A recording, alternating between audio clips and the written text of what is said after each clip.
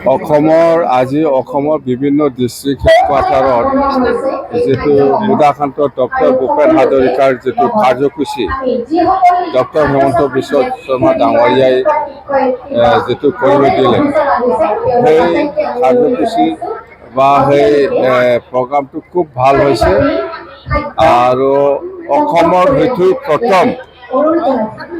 প্ৰথম কাৰ্যসূচী বুলি আমি ক'ব পাৰোঁ। মুঠতে ডিষ্ট্ৰিক্ট ৱাইজত এনেকুৱা ডিষ্ট্ৰিক্টসকলক দায়িত্ব দি পেলাই যিটো প্ৰগ্ৰাম সেইটো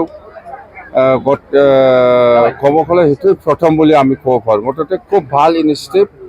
আমি ডক্টৰ হিমন্ত বিশ্ব শৰ্মা ডাঙৰীয়াক ধন্যবাদ দিবই লাগিব। আৰু আজি আমাৰ চিফ মিনিষ্টাৰ ডাঙৰীয়াই দেউলাখোৱাত যিটো 100 ফুট ডক্টৰ ভূপেন হাজৰিকা ডাঙৰীয়াৰ যিটো ষ্টেচু বনাম বুলি কৈছে সেইটোও ভাল এটা সিদ্ধান্ত। মুঠতে ডক্টৰ ভূপেন হাজৰিকা ডাঙৰীয়াই জীৱনত গীত গাই পেলাই যিখিনি মেছেজ দিলে অসমবাসী ৰাইজৰ কাৰণে সেইটো এটা স্মৰণীয় এটা যাতে অসমবাসী ৰাইজে সেইটো কেতিয়াও পাহৰি যাব নোৱাৰে।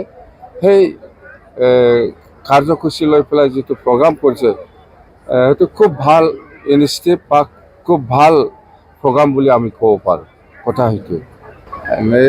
वो तो अच्छा है। नॉर्थ ईस्ट में जितना भी रीजनल पॉलिटिकल पार्टी एक साथ होने से तो अच्छा है, उसको हम वेलकम करें। वेलकम करेगा, कोई बात नहीं, लेकिन जब इलेक्शन आएगा अपना अपना रास्ता लेता है, वही बात। बीपीएफ भी शामिल हो सकता है क्या इसमें? बीपीएफ इसका बारे में सोचा ही नहीं, सोचना पड़ेगा।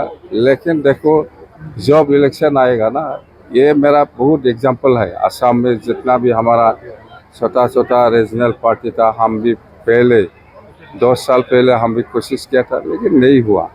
जब इलेक्शन आएगा अपना अपना लाइन में चला देगा। अभी तो इलेक्शन नहीं है, एक साथ रहेगा। इलेक्शन आने से बस फटाफटी अपना अपना रास्ता लेगा।